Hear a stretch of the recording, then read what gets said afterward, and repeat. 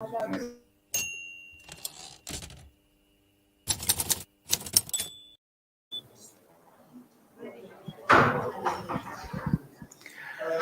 everyone, welcome to Postane. My name is Yaşar Adanalı. I'm one of the founding members of Center for Spatial Justice, Mekanda Adalet Derneği.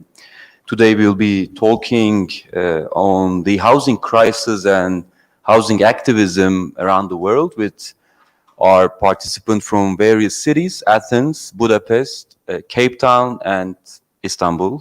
Most of you, I can see. We have quite a mix and I think right group to discuss this topic. We have journalists, we have community activists, researchers, community researchers, and the occupiers themselves. So that's quite hard to bring together all the actors of the housing activism together. So I'm very happy for finally being able to bring this lineup together. This event's supposed to happen before the pandemic, so we had to postpone it until now, and so that even makes it even more cheerful that we could make it. We have Aphiwe Ngalo. Welcome, Aphiwe. Aphiwe is a community organizer working for Ndifuna Ukwazi. As you can see, like with a nice advertisement over there. And they will talk more about the organization and what they are doing in Cape Town. Robyn Park-Rose is also with us. Robyn is a community researcher and from Ndifuna Ukwazi as well. And Bevil Lucas from Right to the City from Cape Town is with us. Welcome, Bevil. From Athens, Sideris. Sotiris is a data journalist, investigative journalist, working for Reporters United and Center for Collaborative Investigative Journalism and AthensLive. Welcome, Sotiris. And Pósfai.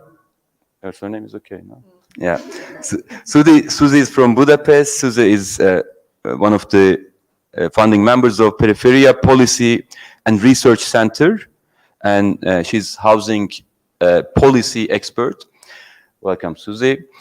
Well, what brings us together? Maybe just briefly mention that, this kind of funny group. Well, some of us and our organizations were actually part of, in 2019, 2020, Berta Foundation's Housing Activism Fellowship year.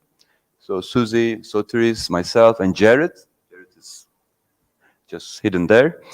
And few others activists around the world. We just dedicated 1 year on housing situation around the world. I mean, you can, if you want to know these people and their organizations and their work in detail, one of Beyond Istanbul series is actually specifically on spatial justice and housing activism with contributions from Berta Fellows as well. So yes, as I said, finally, pandemic is a bit kind of in a sane level, so we can all come together. And we've been actually observing, traveling, meeting with housing activists in Istanbul, going through historical progress of housing in Istanbul in the past few days. And we had a lot of lively debates, and we are hoping today with their contribution and with your contribution, this conversation can continue. So our focus is right to adequate housing. Just as a kind of a very brief introduction, when we say right to adequate housing, we don't just mention or mean housing as a shelter. It's something more than that. It's about affordability, which is probably we are all feeling it in this room and all our speakers as well.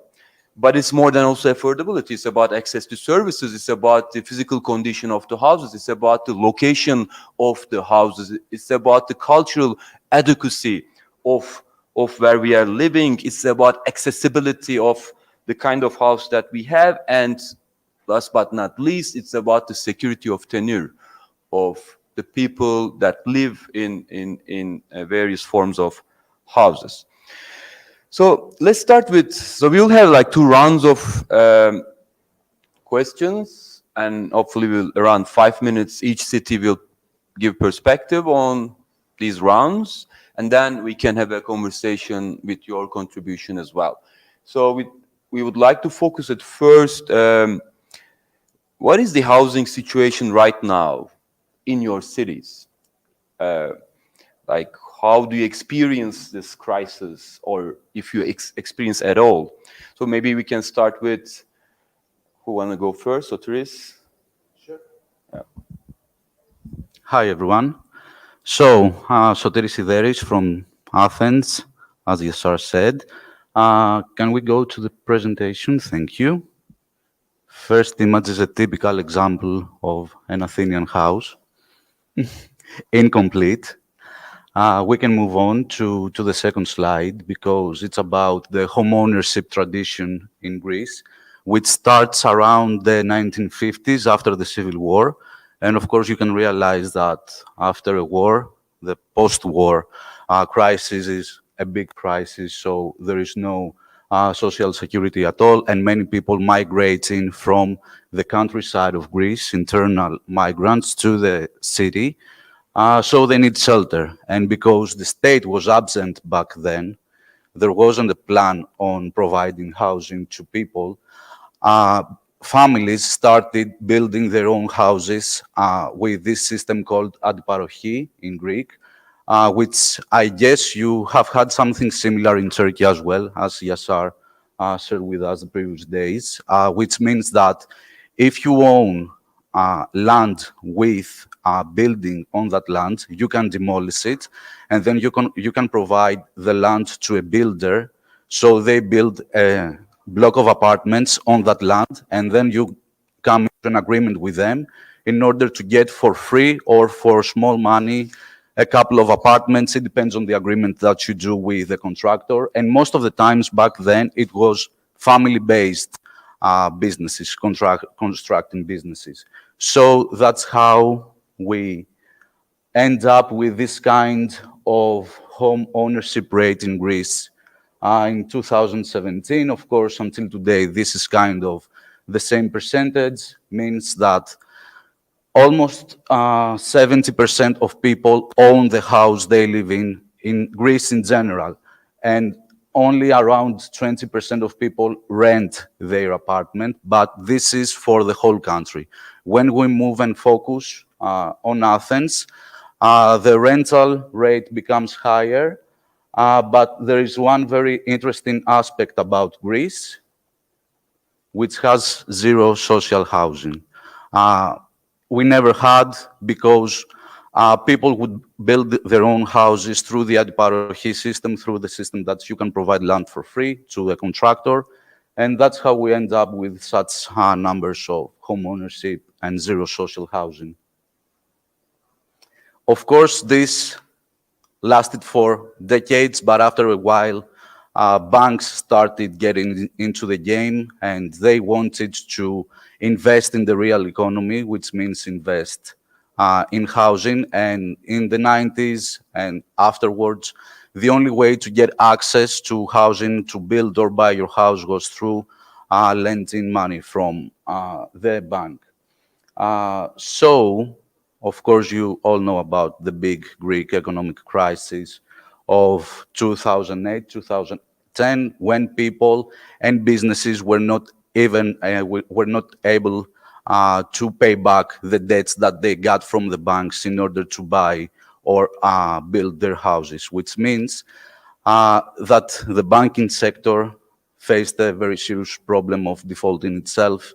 And of course, this was something that no one from Europe or from Greece wanted. So what they did, they started selling these non-performing loans to other actors. And because people could not pay back their debt, sometimes these other non-banking actors could start the auction of the housing, which could lead into eviction. And this has many ramifications on all aspects of housing in Greece, because you can start from the non-performing loans, but you can see that in the next slides we can see these ramifications in other sectors of housing as well. This is an image we produced, a graphic we produced as part of an investigation that I'm going to present in more detail later on. So you can see the development over time of renting, of the amount of rent in a house and the amount of income of a Greek household.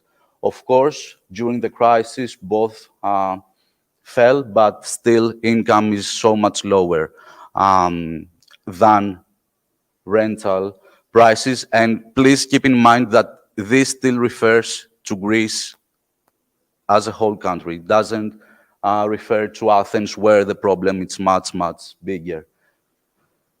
And because we want to focus on Athens here, that's another graph which represents how rents have increased in specific areas of Athens, the very, touristy areas of Athens.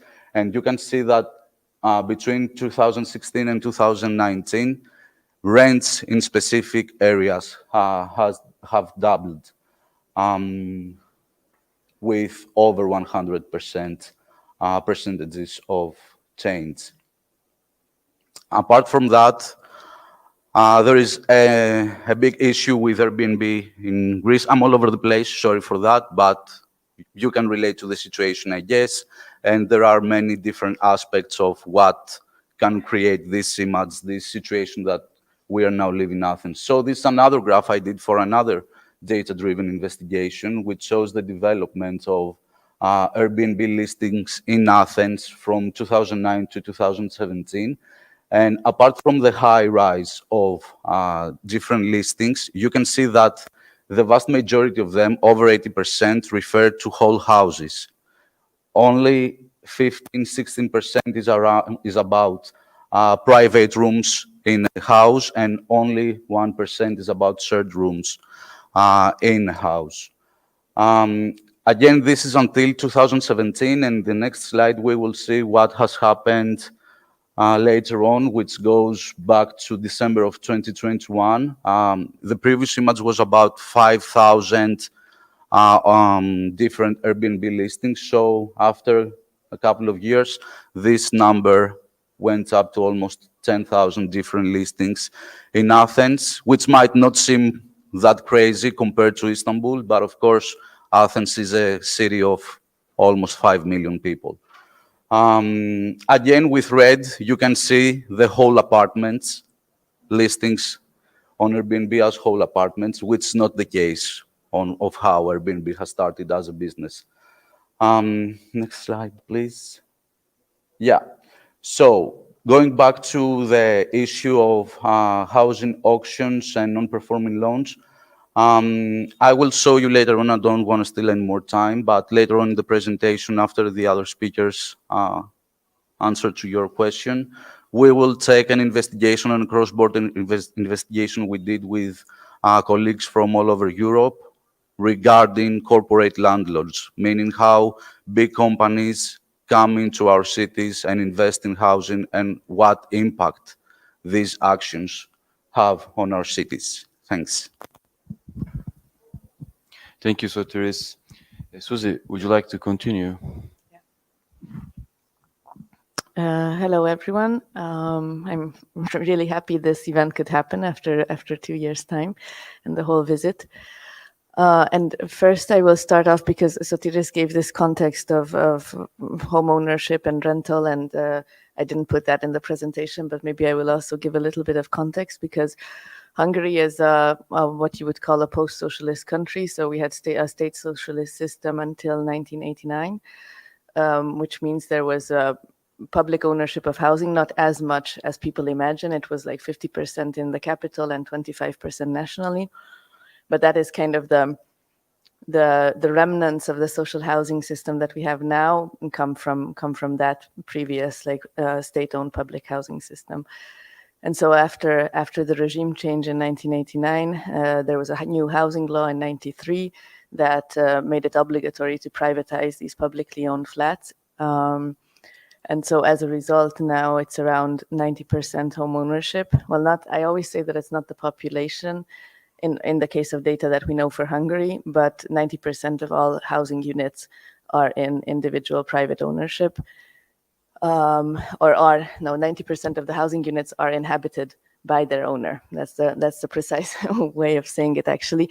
And I just think it's important to highlight that because, of course, it's not 90% of the population who owns a flat. And that's exactly where the problem comes in, because all of the people, and we don't have any data for that, unfortunately, who are just accessing the housing market, young people who start their first individual homes, or families who separate, or for any other reason, like people who move to the city or who want to move anywhere else in the country, it's extremely hard for them. So for new entrants on the housing markets, it's very, very difficult.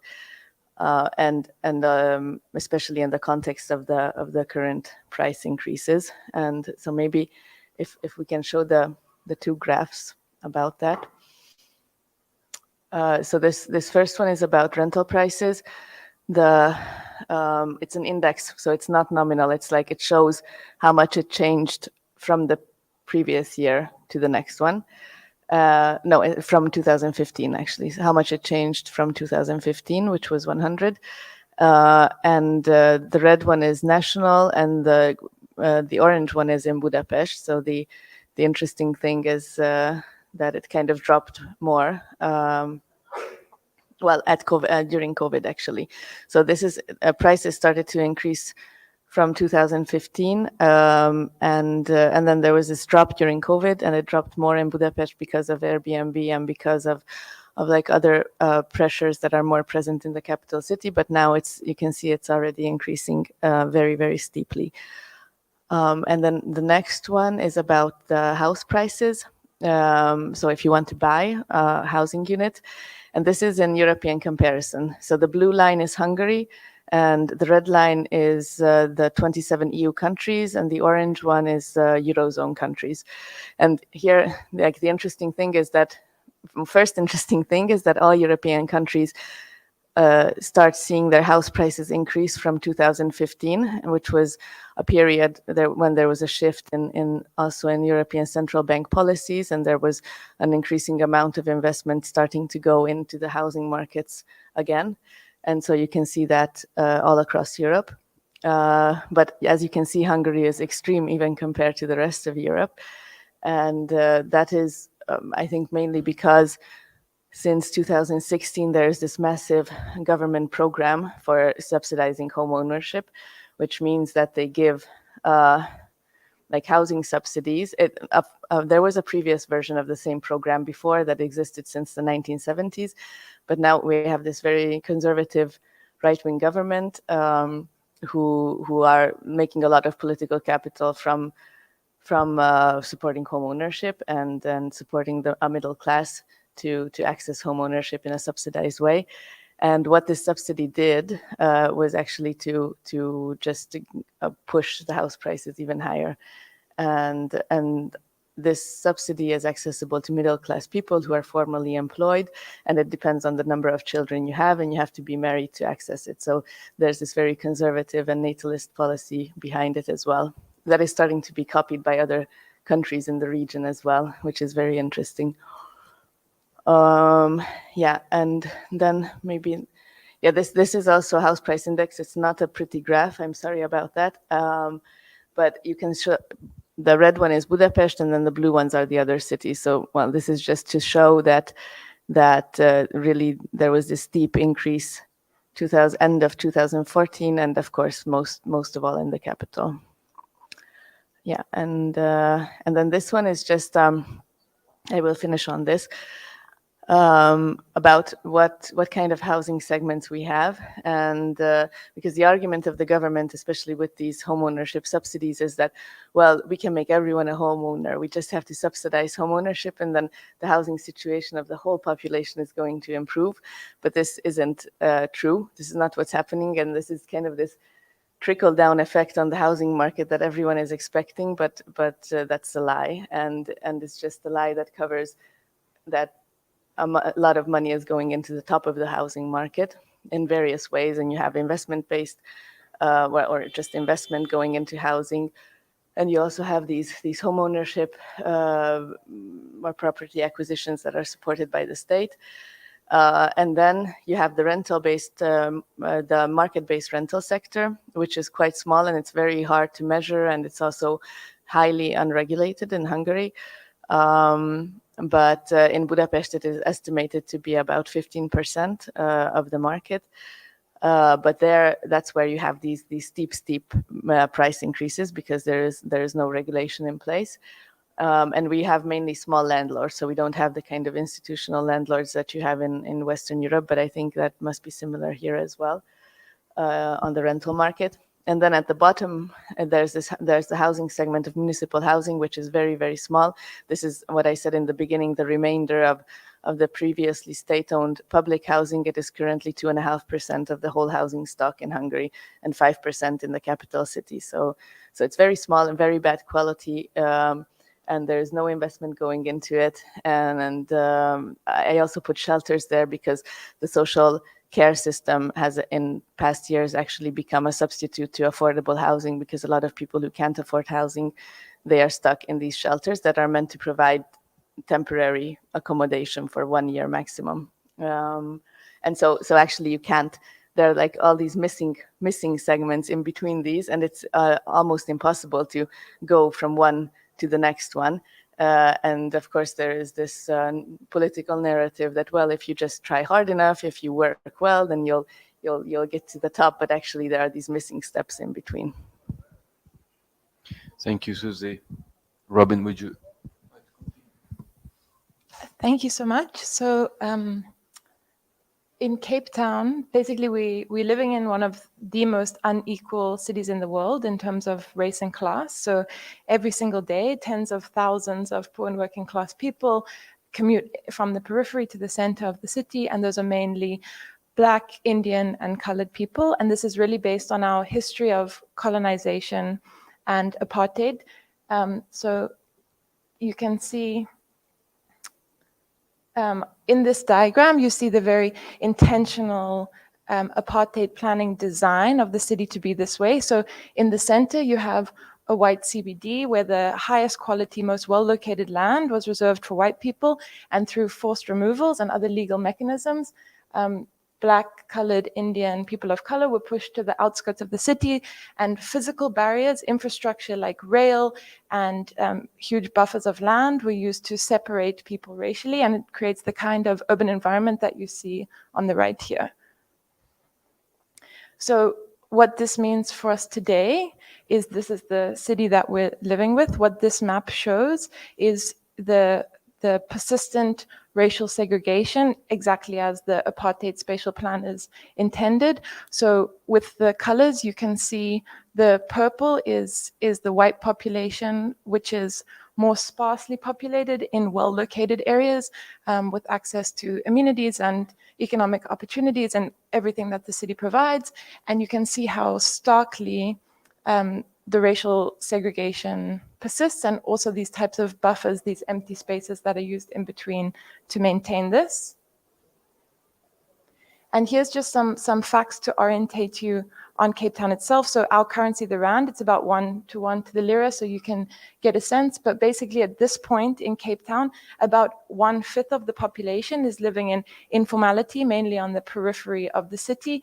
But the city predicts that going forward, 53% of homes that are built in the next few decades will be informal. So that's kind of the scale of the crisis that we're sitting with. And we have 360,000 families on our state housing waiting list, and many families live on this waiting list, and many people die waiting patiently in this list for a house to be granted to them.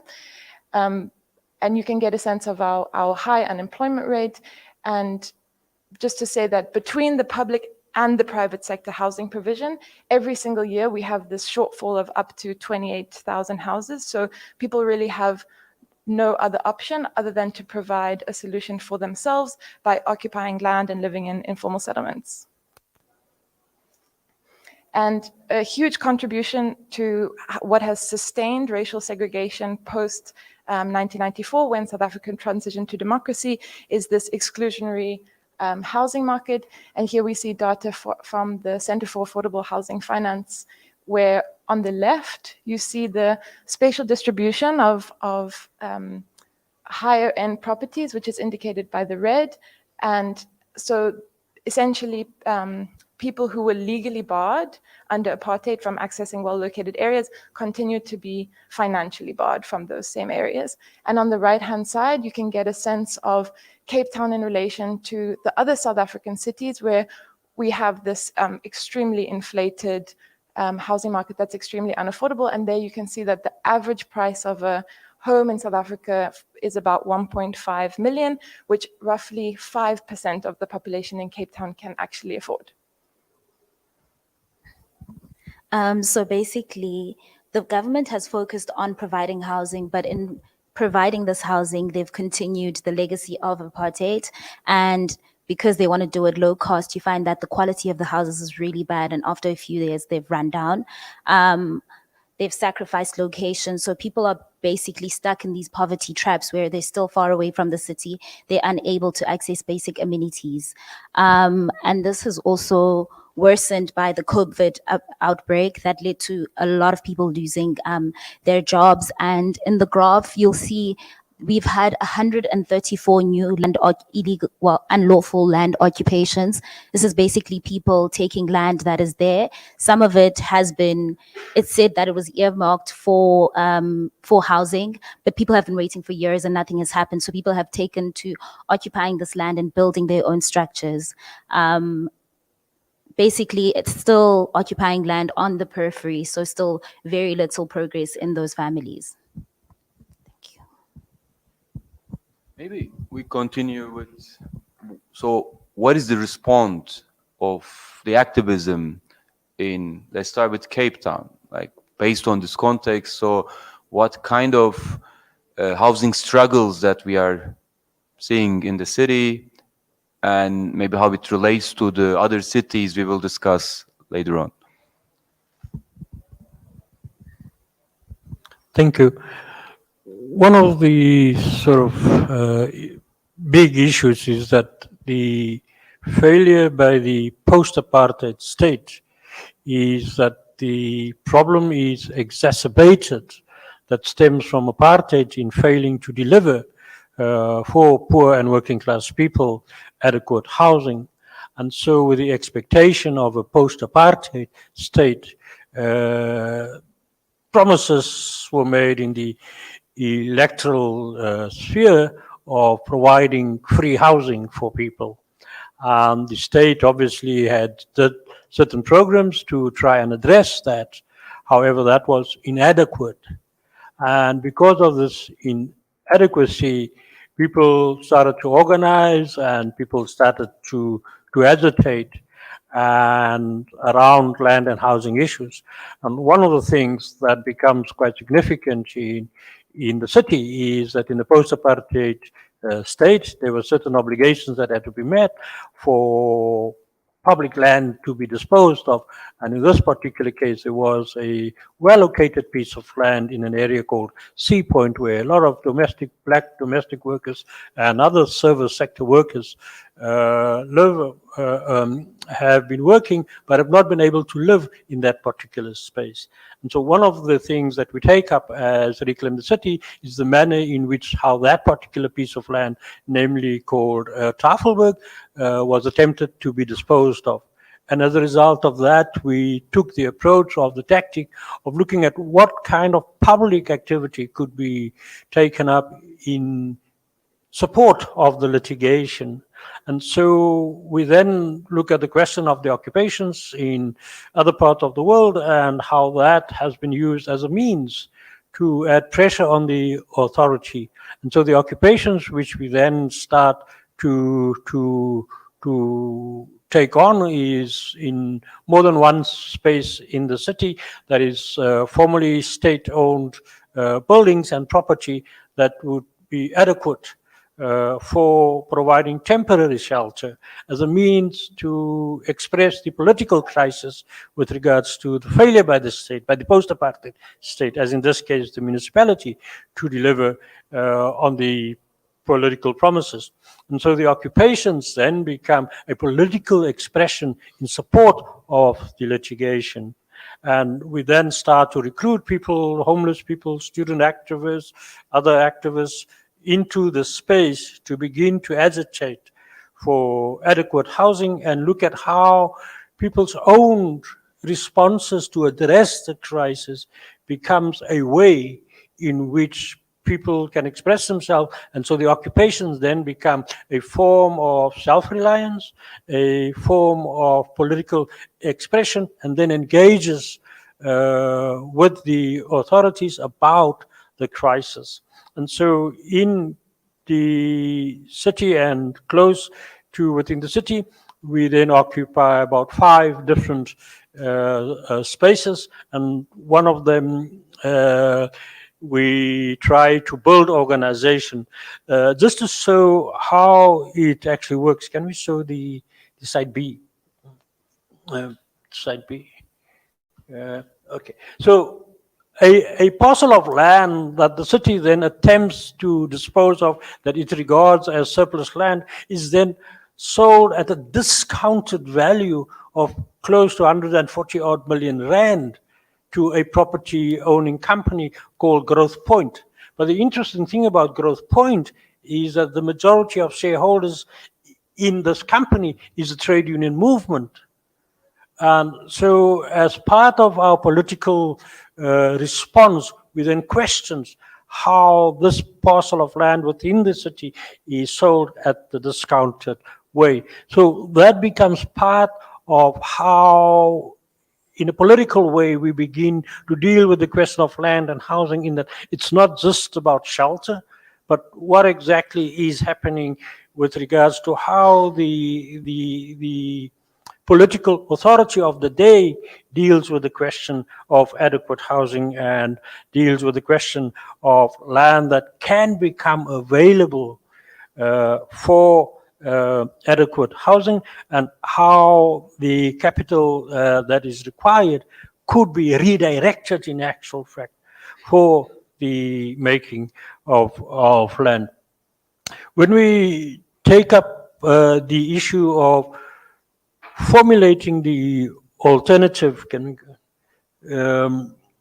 we then begin to engage in how do we create the space, and what are the mechanisms that could be used to strengthen our argument with regards to how the alternative can be shaped. And so we then get the services of professionals who support the occupation. And in this case, we have an architect who then helps us to consider formulating and shaping an alternative.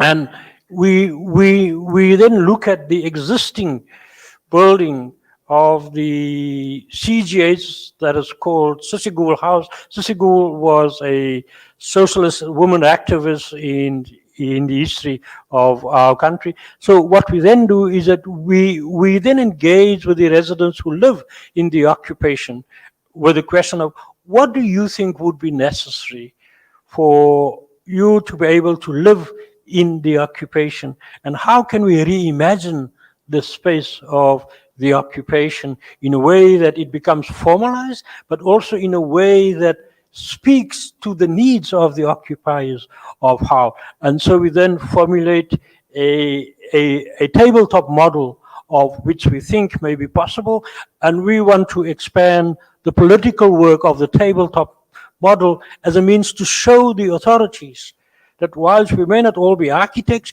we certainly have a mentality and a mindset of what may be possible in reimagining how the development could be done to enable people to live in this space in a formal way, rather than in a way that would, what sometimes we refer to as creating a new ghetto, we certainly did not want that approach, but we wanted an approach that recognizes the dignity of the people living in the occupation and a design that speaks to the needs of the people living in the occupation.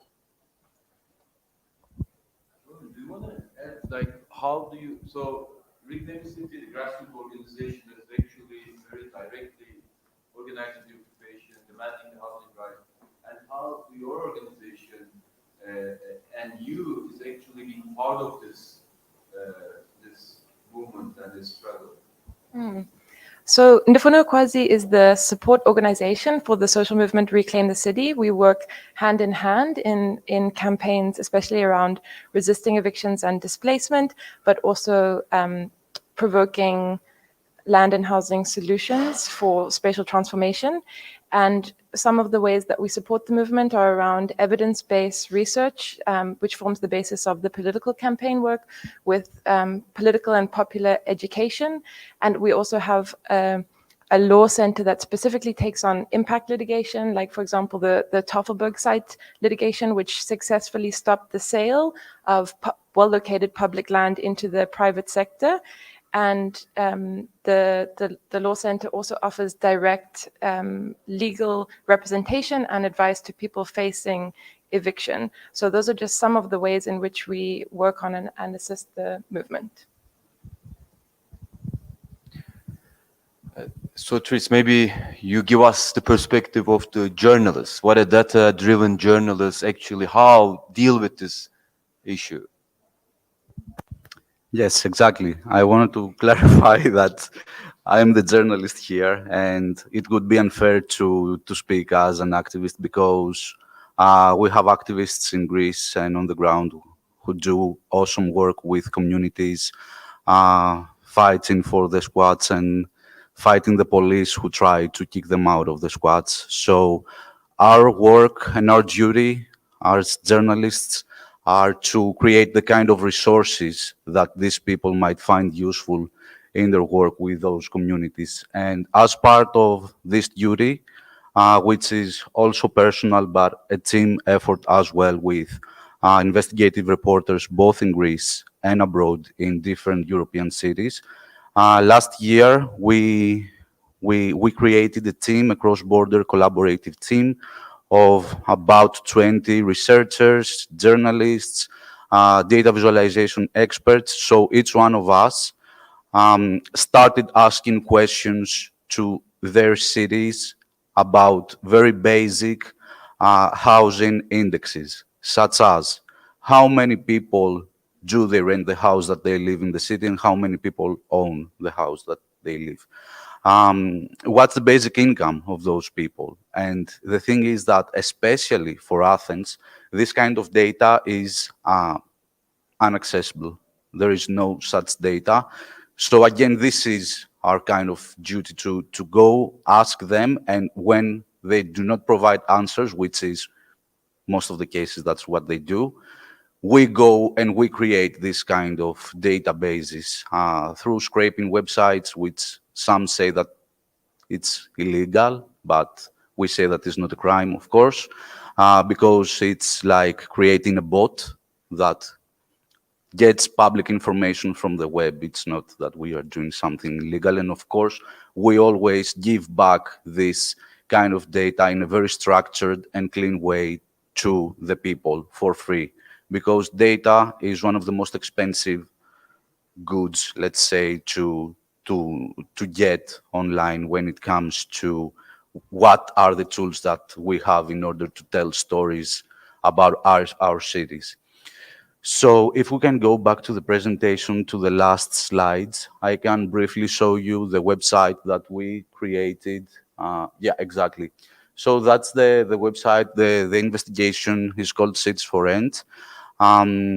Please do go there, and please do get in touch with us, especially that you are located in Istanbul. And unfortunately, we did not have any participants from Istanbul in this investigation. And I think that it's more important than ever to, work together because the situation here is even crazier than it is in Athens, for sure.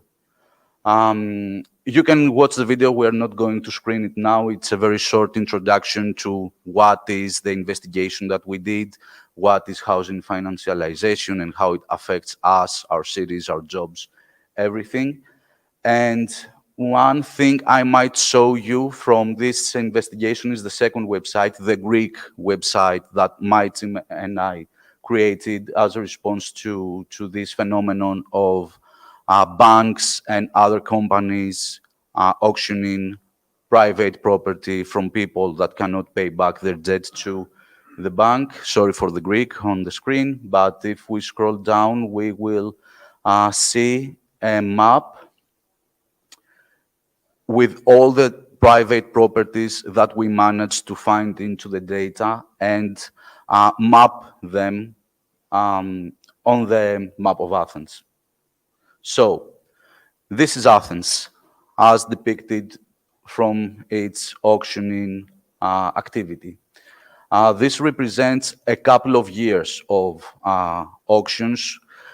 And by the way, those auctions happen on an online platform. Back in 2016, the auctions were conducted in physical court spaces, courtrooms. But activists, and that's why I say that they do such a wonderful work on the ground, would enter the courtroom and stop the actual processing of the auction. And that's why the European Commission, after a while, came into an agreement with the Greek government in order to transfer the processing of auctions from a physical space to an online space. So these are only online auctions that have happened in Greece in 2 years, in Athens in 2 years. The size of the circle represents the initial bid, the initial price for the auction, which is always lower than the actual price of the house or the land. You can see that there is a very big circle somewhere in the middle of the map, which is the center of Athens. This is where the parliament is. This is the most expensive part of Athens. And to be fair, it's not only low-income people and low-income people's houses that are being auctioned, but you can see that there is a wide variety of prices. The interesting part here is on the northern part of the city of Athens with a very small circles, but the big concentration of auctions in these areas, which are the traditionally low-income and migrant communities are based. So this is our first response, actually not the first, but it was the first mapping of auctions that happened in Greece. I have been dealing with the issue of housing auctions even before that, but again, that was the first actually visualization of maps. And as an impact, of course, politically, nothing changed, nothing happened. The good thing is that activists and researchers and other civil society actors came in touch with us so that they could use our data and how we could help them navigate through that. And that's why I will repeat that please do get in touch if you think that there is such kind of data. Of course, Yaşar will know whether there is this kind of data or not, but this shows us that collaboration when it comes to cross-border investigations are very powerful, not always on the political level, but always on how we organize with other people and communities on the ground. Can you also quickly comment on how this work was actually received by the public in Greece? We can measure the impact of that, unfortunately, only on social media. We are a very small team, okay? I'm not gonna lie, we're very small. We don't have the impact, the political impact we want to have, but we have this connection with our people, with our community. As a small investigative team, we have a very committed followership or audience that come in touch with us on a daily basis. Our office, which is located in the center of Athens, of course, is an open space for everyone. So that's how it was perceived. People started commenting on that online, and other people got in touch in our office. But again, politically, nothing has changed. Thanks for the honesty. And Suzy, Periféria Center is actually both focus on co-creation of knowledge that is necessary for housing policies, just housing policies, but also co-creation of better stories themselves. So maybe you can elaborate on that.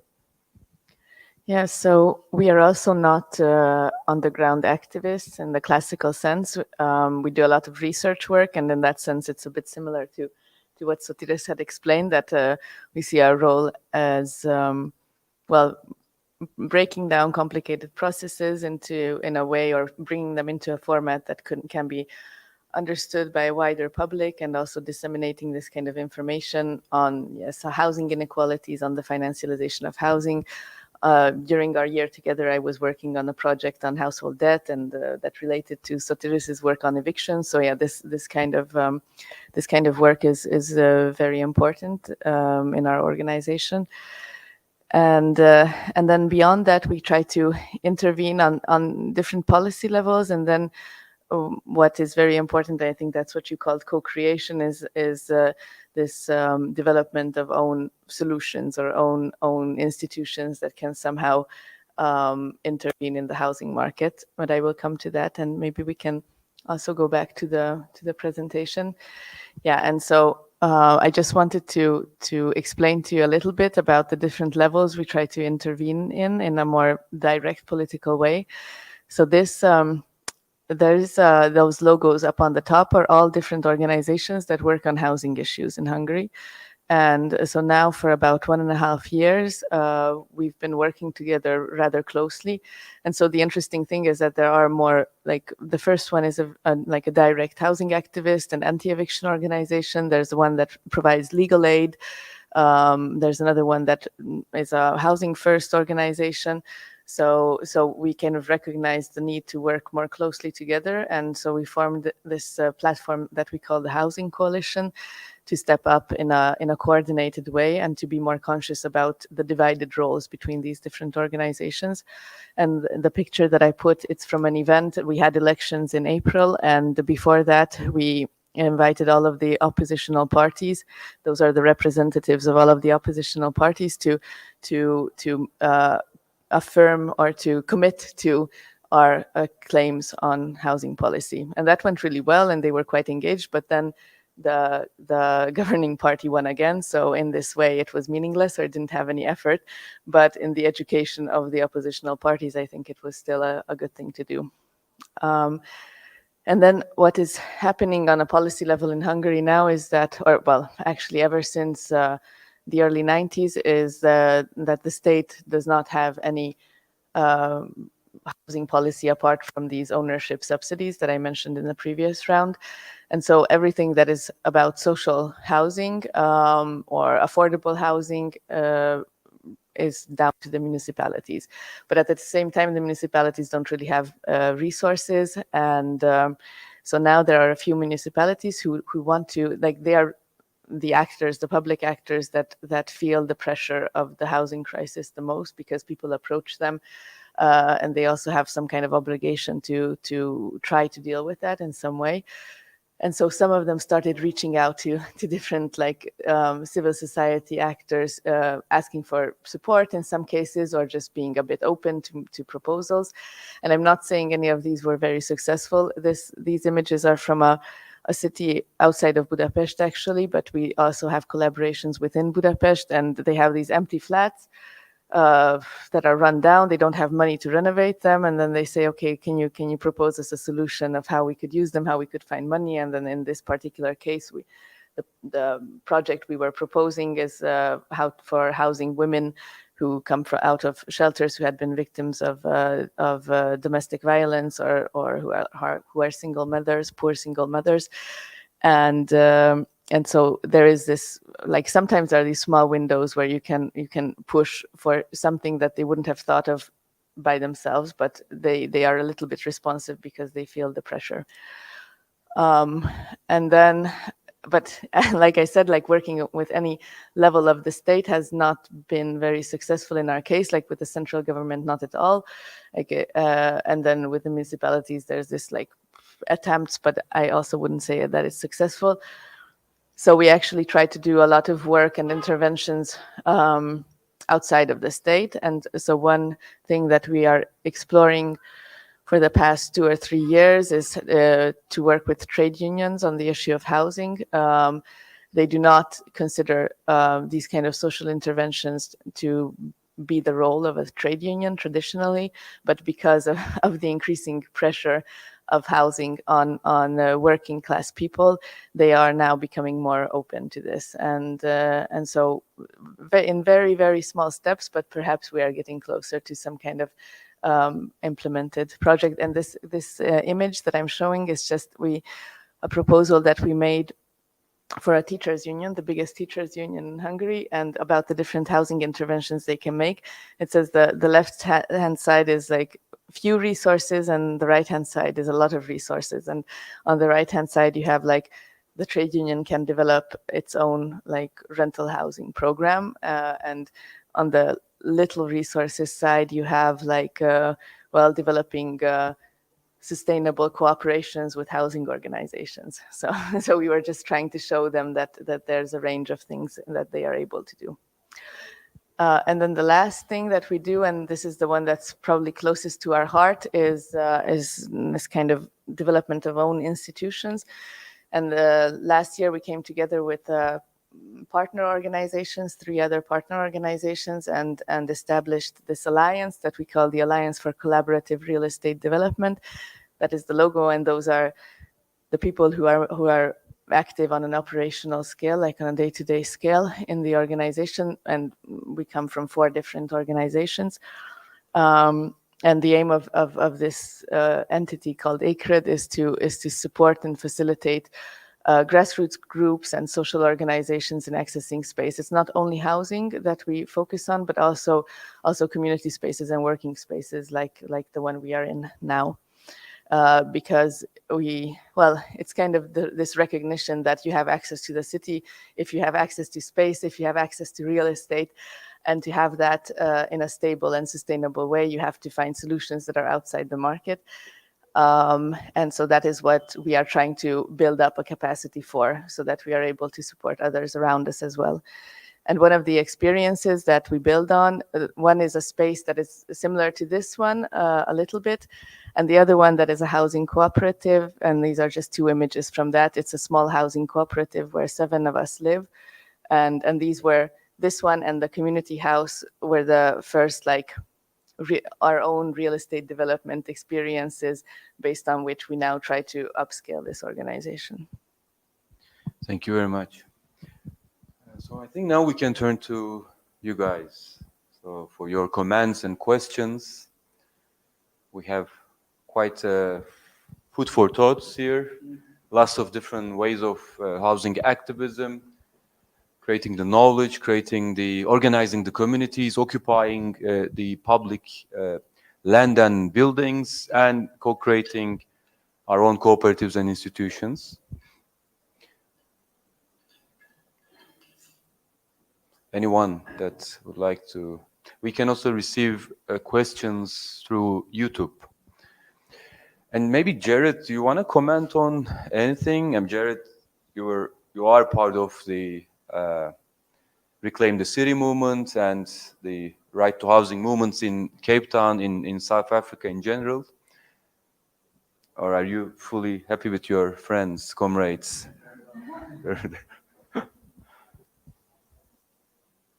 Anyone? Otherwise, I will. Yeah, you want to comment? I just want to ask. Can you ask? Yeah, I just want to ask. The social housing in Athens, I didn't get it completely. I want to know how will you go about to ensure that your municipality, your government, will be able to create social housing if possible.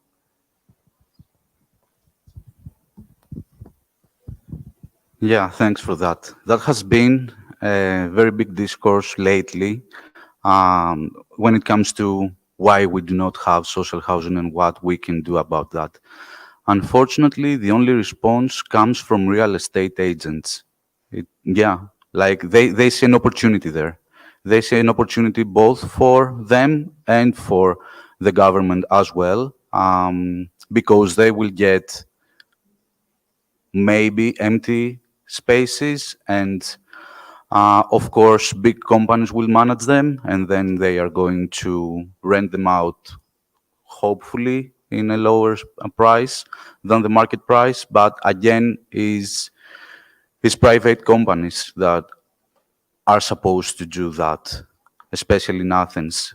As I said, up until today, it's 0% because Athens and the big cities, and actually not only Athens, but most of the country has been built upon this system of I donate land to a contractor and then I get for free some flats in this block.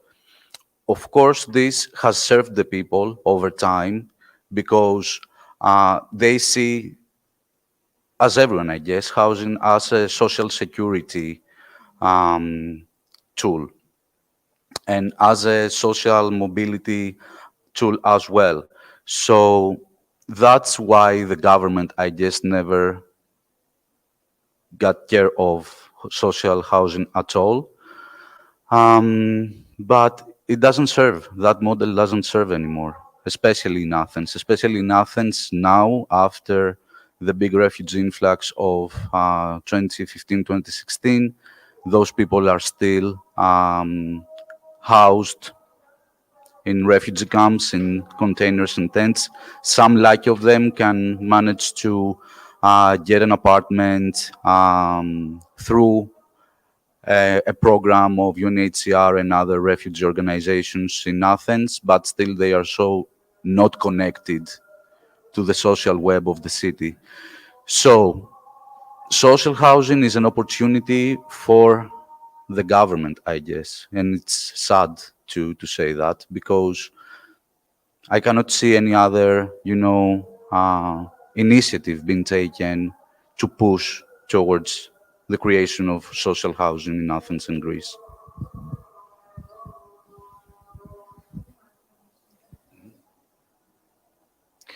We have a question from Typhoon on YouTube.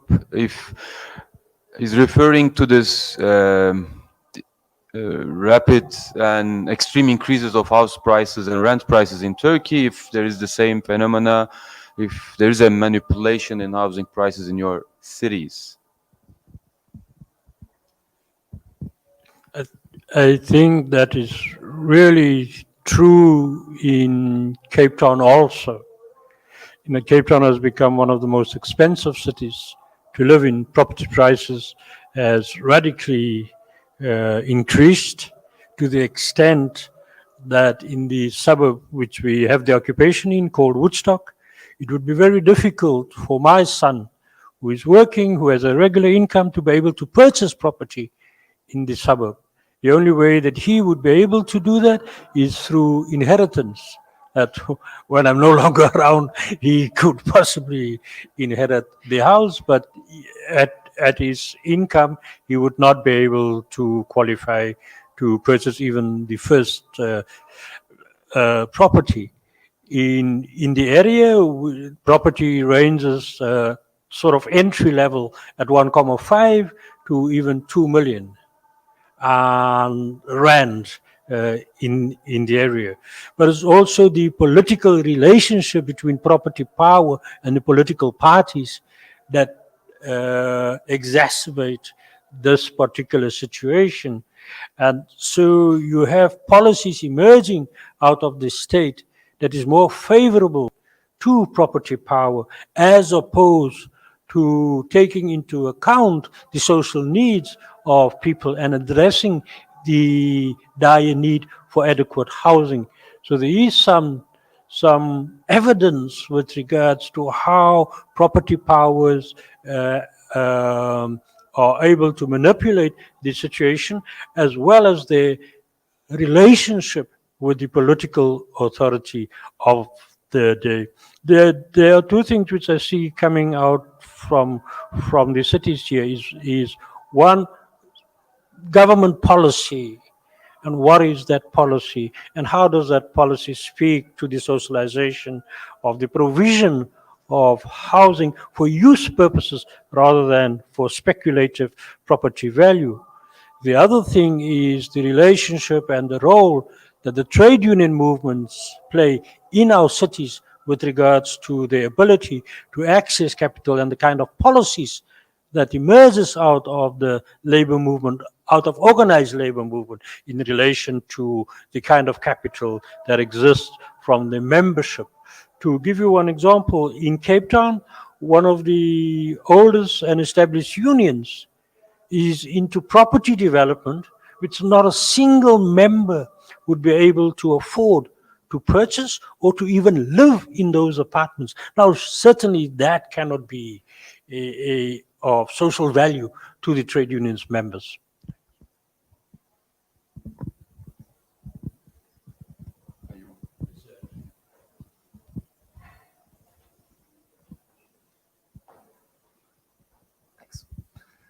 Hello.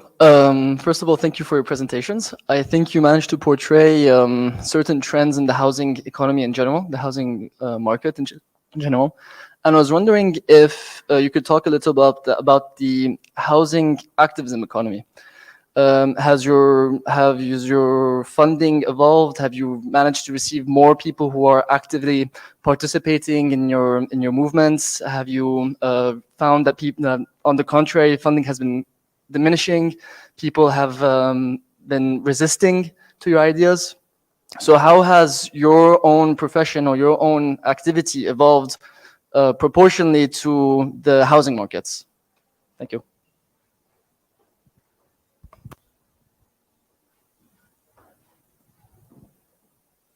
So if the crisis comes with the opportunity.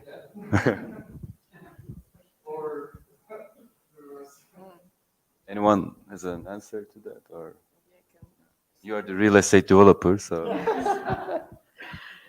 Yes, well, I think it has opened opportunities a little bit, at least in the political discourse, because, well, 10 years ago in Hungary, housing wasn't a political issue, and now it is very much, and well, partially I think that's a result of all the housing movements and housing organizations and their work, but I think also of the increasing housing crisis. Like first after 2008, and then now with these price increases since 2015, and then around 2018. Middle class people started to feel it on their own skin, and then it started to be really loud in the media. And then in 2019 we had municipal elections, and everyone was campaigning with housing issues. And of course, afterwards they didn't really do anything about it, but they saw that they need to kind of be vocal about this topic because it's something that cannot be ignored anymore. So on that scale, yes, and also there are more people who are interested in housing issues because they feel that they are themselves affected, and specifically also in this housing cooperative idea, I think there are more and more people who are interested because they realize that they will never be able to buy a house of their own or an apartment. But well, in terms of funding opportunities, I don't know. I'm not sure it's been. It's been opening that many opportunities. It's this interest and this narrative thing that has grown very big, and that does create, more margin for maneuver as an organization working on housing issues. You don't have to explain so much about why it's relevant what you're doing, but in it doesn't affect, I know, very practical things such as funding that much. Let's not talk about journalism and funding, because that's a joke, right? Yes, I see that on the YouTube. So Hande asks, could it be said that in general there's a shift from avoiding state politics while solving the housing problem to more civil society or even individual citizen level solutions campaigns. So where is the public policies in housing? Do we want them anymore? Are we moving into or another level of activism?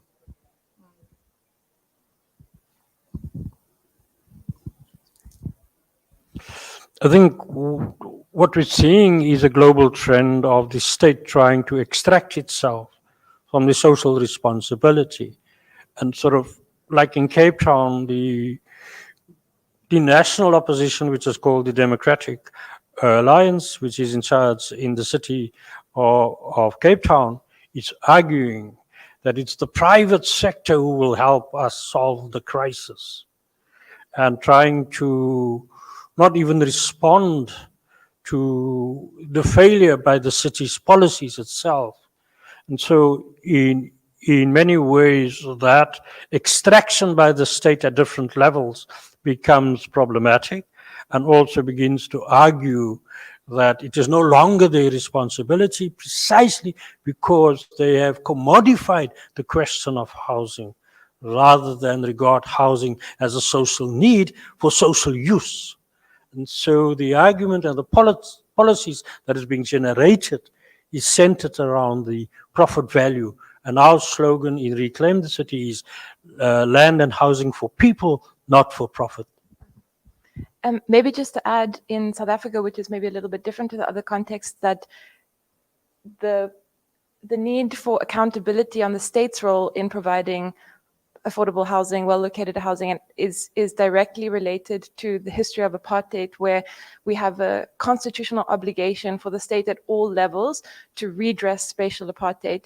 And so there has to always be parallel campaigning on holding the state accountable to those obligations, while at the same time people finding their own solutions, occupying land. We know that the state has consistently failed since 1994 to address these issues, so it has to be a multi-pronged solution. But because the state was the mechanism specific through planning that intentionally created this issue of spatial apartheid, it has to be forced to be part of the solution.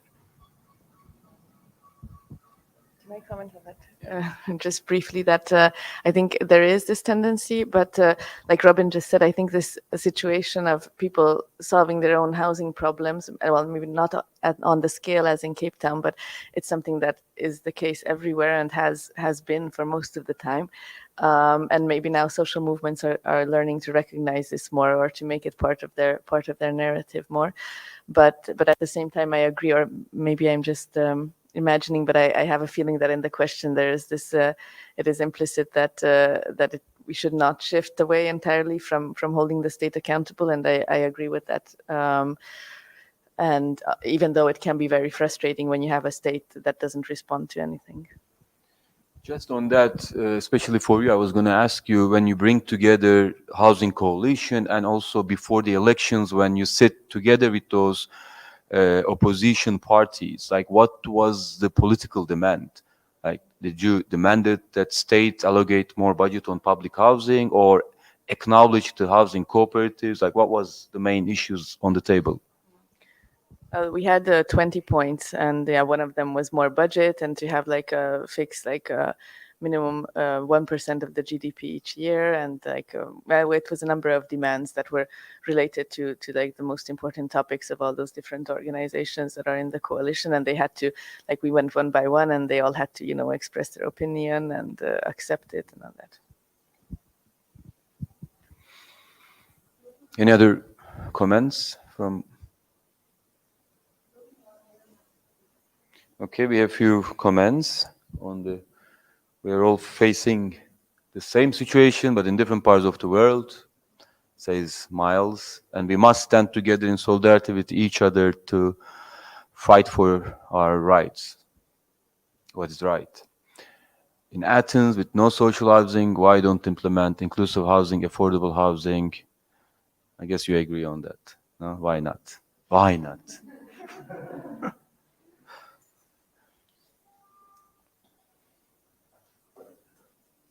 No question?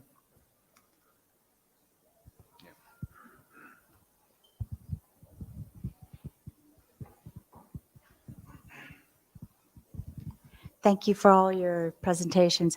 I found the second person in the line, sorry. I found your statement about the social pressure in housing for conformity, like you have to be married to have access to housing. And so this is very interesting to me. Could you speak a little bit more on that?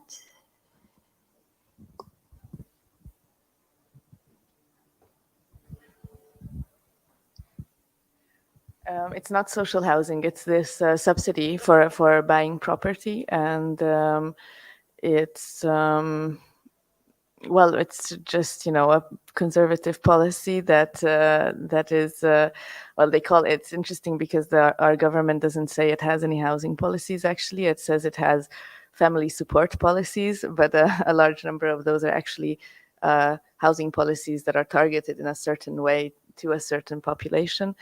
And so yeah, this specific subsidy, you can only get it when you're married with a specific number of children. Well, the more children you have, the more subsidy you get, and you can also take a subsidized loan that goes with it, and it discriminates a lot, of course, against all social groups who are not in this situation. Well, and also you also have to have formal employment for at least 1 year without interruption. And then it's not only like unemployed people who fall out, but also entrepreneurs and all of that. And it's only for property acquisition, and you get a lot more if it's new build than if you buy a used flat. So it's like in the end, it really pushes. It's a subsidy in a way to the construction industry.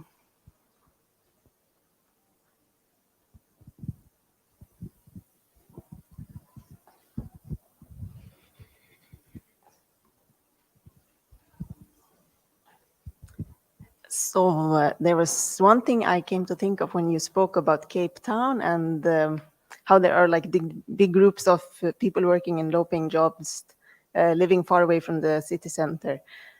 So I'm thinking that it's almost like a fact of life these days that our cities are depend on like big groups of people who earn very little, who maintain cities and keep them running basically. And there are not enough spaces for these people to live in the city centers, whereas they have to work in the city centers. So I guess this is the case with all cities in the world. So I don't know if any of you have any like creative ideas, visions for how could we solve this issue for the future.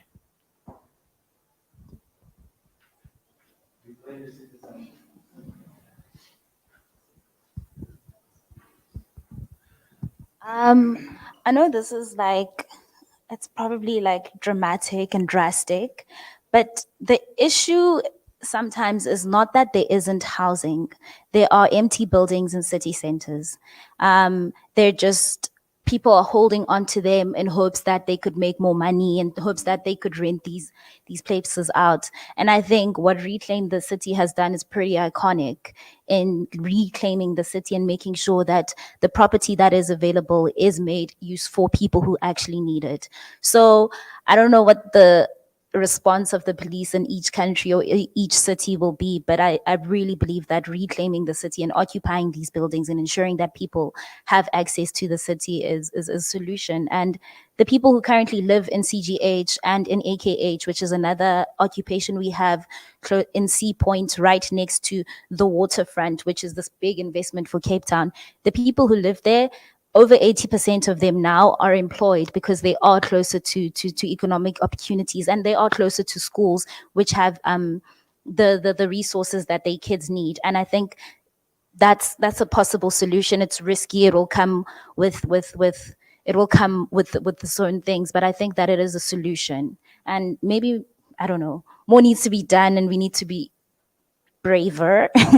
It's tricky, but I really believe that it's a solution that we need to get into. And linked to that, definitely related, part of that is our understanding, at least part of the solution is about an understanding of public land for public good. It's obviously different in different contexts, but public land can really be leveraged to restructure and transform cities in such a substantial way. In our specific context, we have state-owned enterprises and every sphere of government owning well-located, vast tracts of well-located land that's underutilized, and really that creates an incredible opportunity to transform cities in a way that government isn't using. But I think it's also part of the challenge for us as the social movement and as the citizens of the city to look at different ways of applying pressure and to begin to interrogate the kind of policies that is emerging of these right-wing powers that are in charge that is not making any shifts.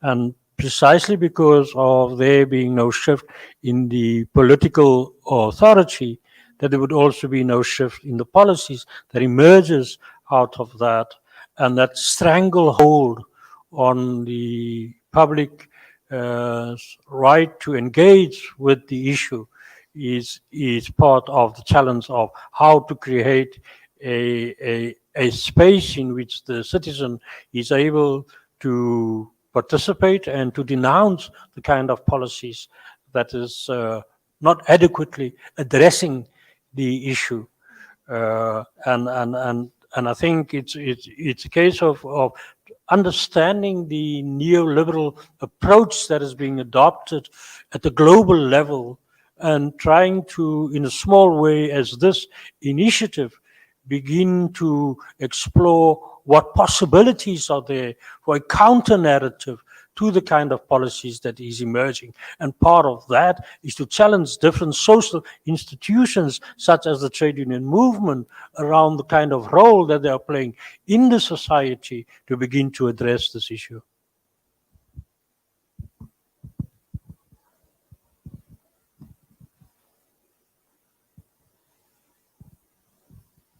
Maybe one last comment or question. Do we have something on YouTube? No. Okay, thank you for coming, and you too. We hope we will go there, reach there slowly, by strengthening these connections among these cities and maybe others. And yeah, we manage to come together. I think that's a hopeful sign.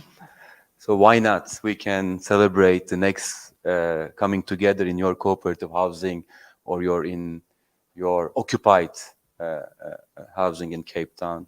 Thank you, everyone. And you can, we will be having an event on Monday on the workshop on storytelling on migration, and our facilitators are also here. So if those are interested on this subject, you can follow and Mekanda Adalet's accounts.